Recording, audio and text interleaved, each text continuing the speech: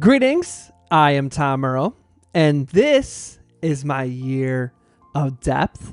We know you could be anywhere, so the fact that you are here today sharing your greatest gifts, your time and energy, it means the world to me.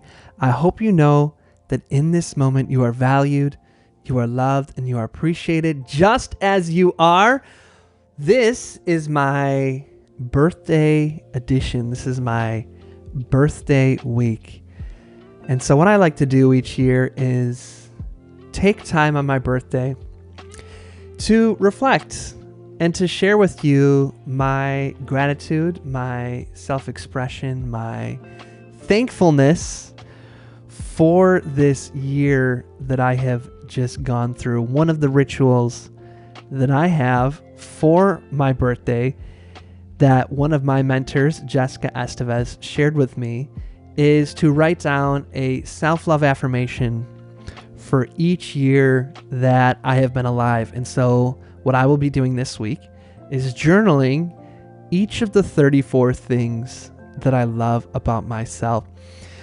One of the things that I reflect upon when I start to feel stressed and anxiety, and I just start to feel it as almost these claws in my stomach and on my brain that constrict, where I feel tight and enclosed.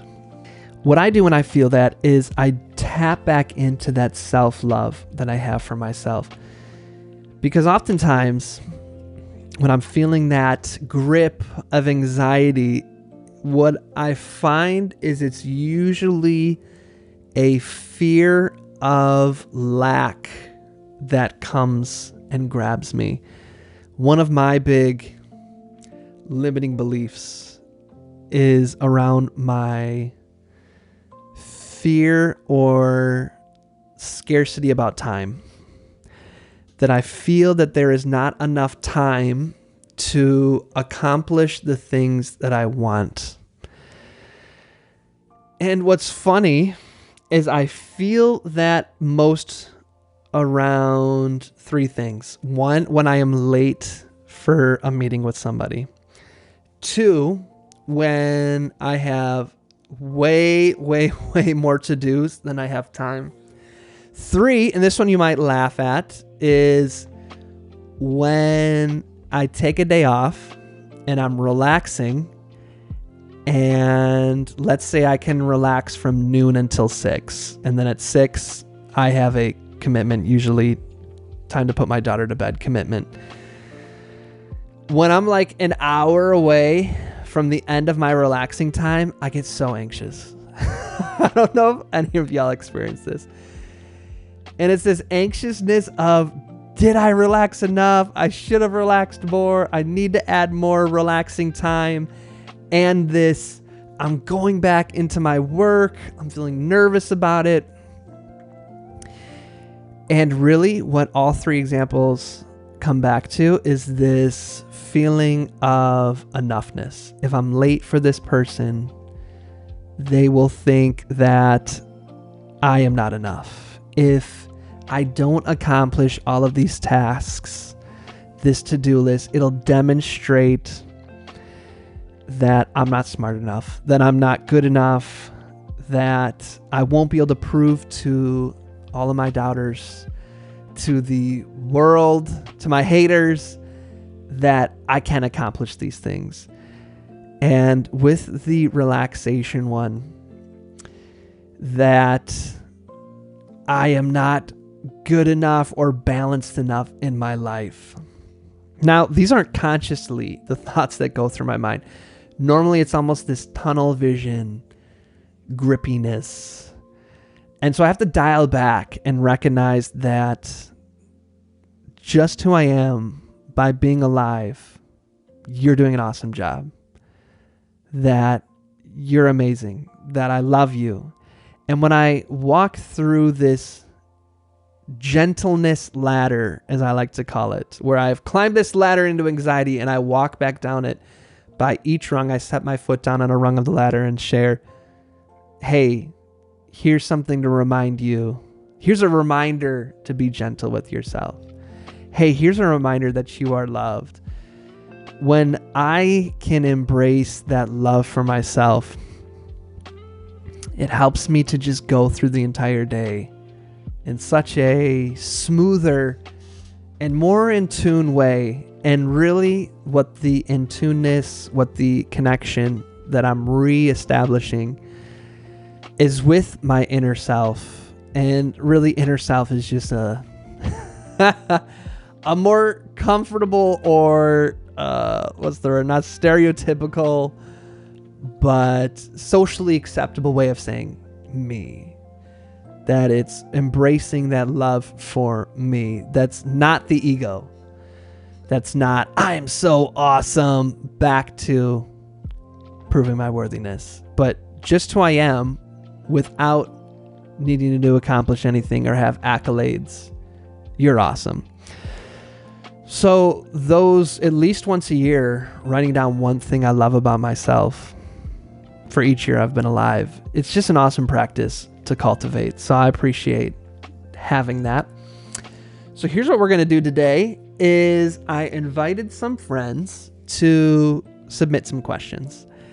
And I said, you can ask me about anything. You can ask me about life, about my life, about business. And I want to do some Q&A for my birthday because I love Q&A. So we're going to go through a couple of these. So there was way more than I could cover on one session. And so I'll cover some more of these questions on other sessions that we'll be spending together. So here comes the first one from Nikki, who in this last year around the sun that I've walked, in my 33rd year, Nikki's so blessed to get to add her to my group of friends, to add her as someone that I get to spend so much time with in this awesome ventures that we're doing together. So Nikki, sharing my gratitude with you. I'm glad that we have connected. So here's Nikki's question. Was your creativity, that's a weird way to say creativity, Tom. Was your creativity something you were born with or something you have learned? Ooh, I love this question. So it has me going into what is creativity. For many years, I was engaged. I ran a nonprofit that really taught people how to create as a tool to heal and process and self-discover and reconnect with who you are, especially after experiencing trauma. And one of the mantras that we would have was process over product. It is similar to when you see perhaps Tibetan monks when they create their sand mandalas. All these painstaking, or we perceive to be painstaking hours spent creating these mandalas. And as soon as they are finished, you put all of the sand back. Or you will hear different examples of people creating something and then you rip it up and throw it away. And the reason being is that when you create with the product in mind, oftentimes we get in our own way. And what happens is that we personify our fears. What does that mean, to personify your fear? What personifying your fear looks like is, I want to write this song, but what if people laugh at me? And then what I do is I give an example. Yeah, for example, what if I put this out online and Shelly posts in the comments, this is the worst song ever. What if that were to happen? That is personifying my fears. I not only bring up my fear of it, but then I role play my fear happening in real life. It's interesting. We know of the only species that can use our imagination about the future to make us afraid in this moment. So was your creativity something you were born with or something you've learned? I think it's both. I think that we all have a song, if you will, inside of us that is being called to be written in real time. And we all have this kind of unique way of looking at the world, but that is then shaped by our experiences by the way we are treated, by the way we treat others. And so all of us have this unique perspective that no one else in the world has. And so the gift is the trick. The gift and the trick is to figure out how to allow that song to come out of you. I have had the chance to work with so many amazing artists. One of my favorite, Ed Mabry. I was at a writing workshop that Ed Mabry, an awesome Southern Fried, and obviously more than just Southern Fried, national, international, just absolute amazing poet. One of the things he said one time that just stuck with me is he said, as artists, our job is to get out of the way and allow what is within us to come out so we can channel it, whatever that is, so we can channel it. And so what I have learned to do over time is to get out of the way, is to channel, is to let that voice take precedent over the self-doubt. And that is something that requires daily, sometimes hourly practice. Right now, I am working my darndest when I'm recording this to speak to you on a way where I'm speaking from my heart rather than self-editing as the words come out. And to do that, what I have to make sure is I'm not thinking of the things that I just said and self-critiquing myself for them. Because if I do that, now my mind is no longer on this second that I am speaking in. It is no longer being here right now in the moment. It is on something that happened in the past. And we know when I use the past to determine this moment right now, I'm not creating, I'm copying and pasting. Because the past is already created. And so it is the opposite of creation to use the past as a measurement, as a vehicle for how I want to show up in this moment. And so creativity then is those moments where we can be fully right here and then share our perspective and then share our thoughts and then express. And so that's something that I am continually learning. So Nikki, I appreciate that question. And so we got another question from Jana. Jana is another person that I am grateful that we have had the chance to reconnect this year. Super grateful, Jana. And one of the things I am looking forward to in my next year around the sun is an opportunity for us to get a chance to work together even more. So I liked this. I put these two questions next to each other because they are related. So I like this. I like that how people think of me as a creative. That's fun. How do you find time to stay creative? Is it hard to balance running a business and creating fresh, new content? Let's start with this first one. How do you find time to stay creative? There's two aspects to this. And the first is finding little ways to express your creativity in all things. And one of the ways that you do that is to have a standard that doesn't become perfectionism. In fact, especially when it comes to creating content, especially when it comes to staying fresh and finding time to be creative, we have to let go of the quality control aspect of creativity. Oftentimes, our quality control, and what I mean by that is this is worthy of being seen. This is worthy of being put out there.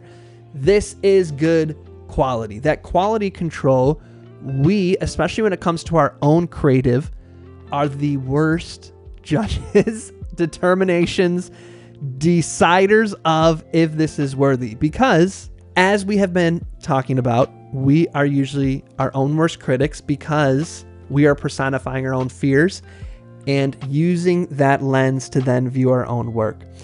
And so one of the ways that I find time to stay creative is by, as much as I can, removing the perfectionism, removing the quality control, and going for more of a quantity approach than quality. And you hear this all the time from the best out there, or the people who are the most prolific. The guy who writes the horror films, Stephen King. He describes his creative process is going into a basement, and there is this old person that is smoking a cigarette, standing over his shoulder, sticking a finger in his chest and saying, "Sit down and write or else." That's what he describes his muse as. And so in other words, oftentimes it is literally forcing yourself through accountability that I will create at this time no matter what. I once heard Ed Sheeran on Desert Island Discs, one of the best podcasts in the game, talking about here's how he writes his music is he will write 150 songs, and out of those 150 he'll pick the top 2. Being prolific, even though 99.9% of your stuff isn't a masterpiece, is how you masterpieces. So how I find time to stay creative is, first of all, being creative in all things. That means that when I put out a social media post, or I put out an email, or this thing I'm doing with you all now, I try to find a way for my personality to shine through without it becoming a big thing. Then the question of, though, on a more tangible level, how do I find time to stay creative, is really by creating set times. That for me, Friday is my creative day. Every Friday, I am going to create a new video, no matter how busy I get, and then I make that time sacred. Or every morning at 6, or every morning at 8, I will make sure, no matter what, this time is sacred, or I create. I use that a lot of the time. More regularly, I use a number metric. So for the podcast, I'm going to put out 1 episode every single week. And so I know that I have to, whatever time I'm going to squeeze that in, put out a new piece of creative content for my podcast every single week. And for me, I have something within me that when I make that commitment, when I say I'm going to do this, I don't want to know what it's like to get to the other end of not living up to that commitment and then go to bed and have to face my own brain. Hey, Tom, I know you're about to fall asleep, but you had said you were going to put out a podcast every week and you didn't this week. Why? Why didn't you live up to the promise you made with yourself? I don't want to have that conversation. Those are the kind of conversations that lead to a life of regret. And so that is one of the things that keeps me motivated to stay creating.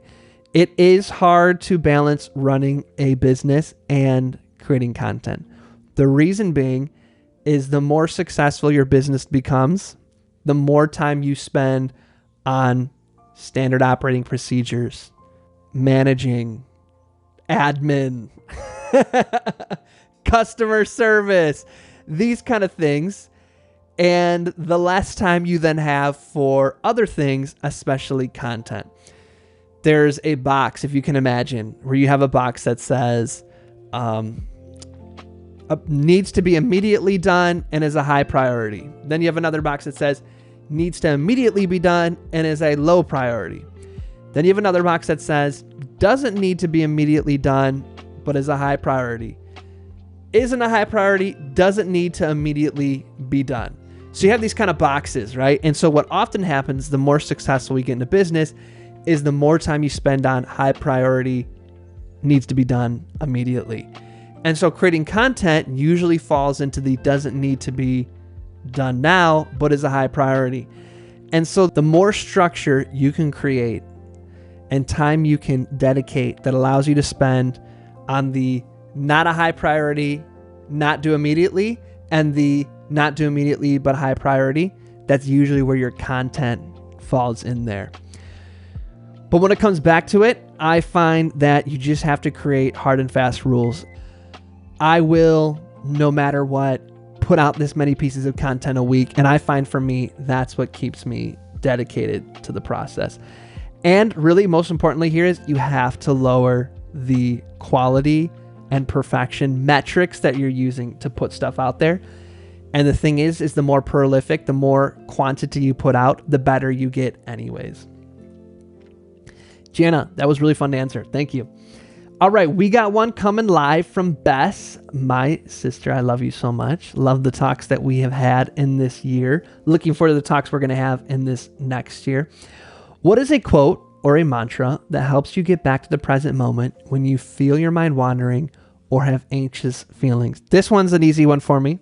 It's this: live life as if everything is rigged in your favor. And that is by Rumi. That is one that really does bring me a lot of peace.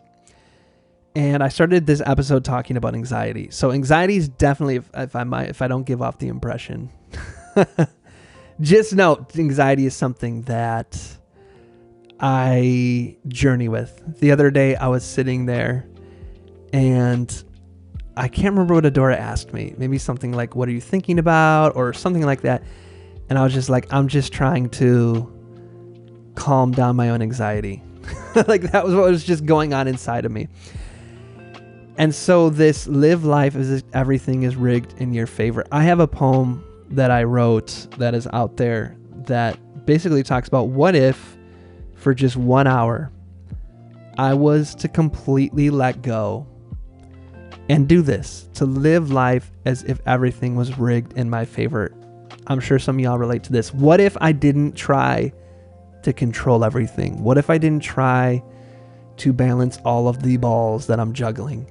What if I didn't worry about, when is this going to happen? Or is this going to work out? Or will this bad thing happen? What if I just was here right now and I got to experience the pleasure and the power and the peace of presence? But to do that, I got to let go of trying to predict the future.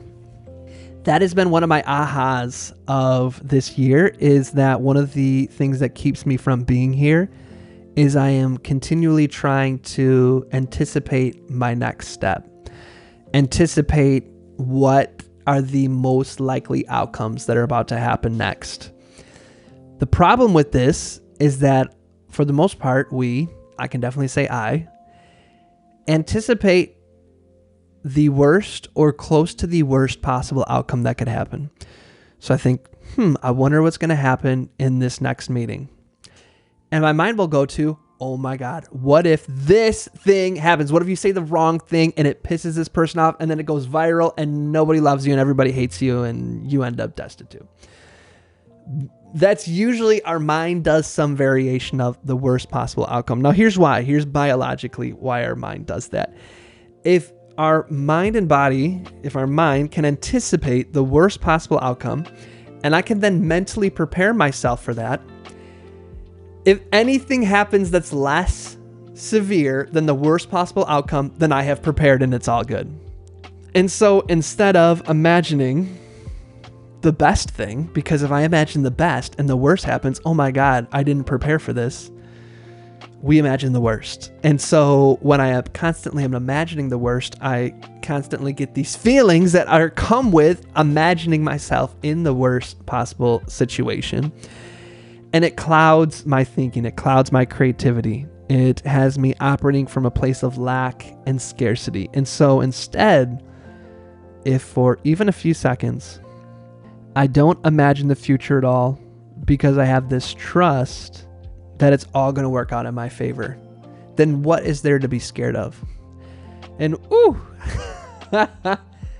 that is a practice that requires continual revisiting. And so that's a quote that brings me back to that. So I appreciate that question, Bess. All right, we got a question here from Molly. Do you still listen to punk rock? And the answer is yes, especially on my runs. Still put on the punk rock when I go on a run, and it helps me run quicker. I don't listen to it though when I'm, in the car or pleasure listening, if you will. I don't listen to it then. I listen to it when I am working out. So there's that fun one. So we got one last question coming from Mariam, and I appreciate the question here. It goes, what do you hope to accomplish or achieve by your next birthday. Whew. You'd think I would reflect upon these questions ahead of time, but I like giving them to you fresh right here in the moment so you can experience me reflecting upon it. I want to move the dial closer on this trusting what is. I want to get to that point. I want to continue finding space intentionally to have expansive thoughts. I want to take this podcast in different and new directions. What that looks like yet, I don't know.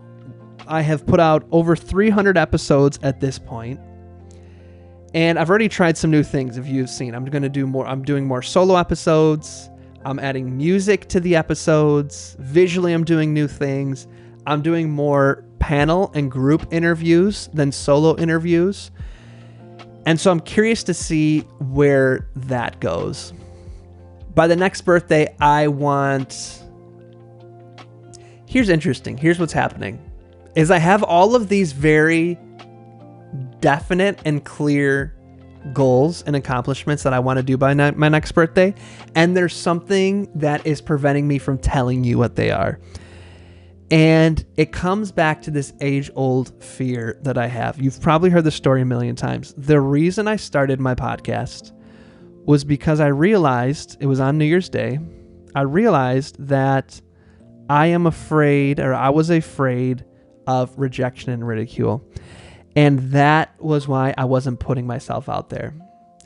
And so I made this promise that every week on Thursday by 1 p.m., I will record a video and send it out to my email list and post it on Facebook, no matter what, no matter how crazy or bad or horrible, whatever it is, I will get that video out there. And that promise, that discipline, I started putting out a 3-minute video every week. And then I turned it into a podcast. And then somebody emailed me and said, could you make your podcast episodes longer? And then this. And then I just kept adding to it. And so I guess my biggest goal by next year is to be even more secure in who I am. Secure in who I am from a place of openness and listening and accountability and all of those things. And able to, even in the eye of the hurricane, maintain that self-love that I have for myself. And to share with you all and to share from a place of openness and vulnerability, not recklessly, not with people who don't deserve to hear my story.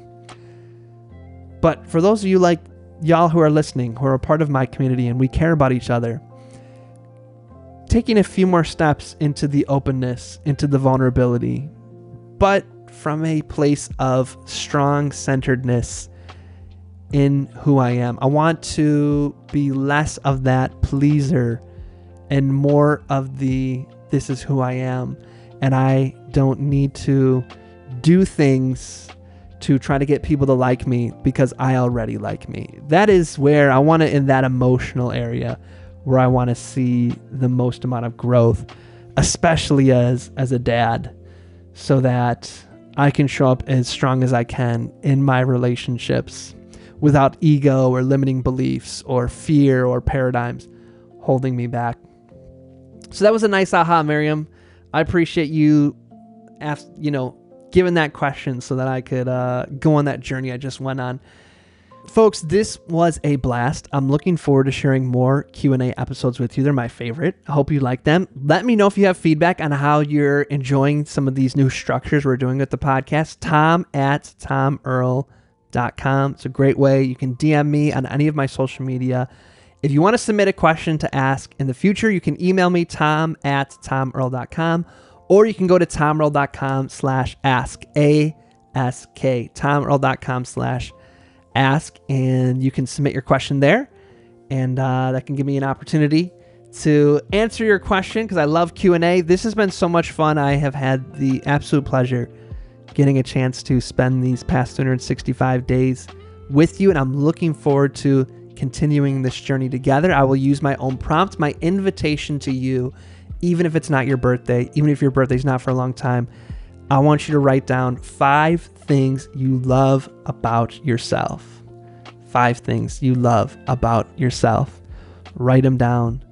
Feel that love as you write them down. If you want to share with me, go ahead, but take that time to do that and to experience that love for yourself, especially if, like me, anxiety is always knocking on your door. My friends, I appreciate you. I love you. I am grateful for you. And as always, I'm wishing you peace and blessings. Thank you. One more thing. I'd love to continue the conversation. Feel free to join me at tomearl.com/join. Subscribe below, or let's connect on social media. Tom Earl Artist. Thanks again for watching.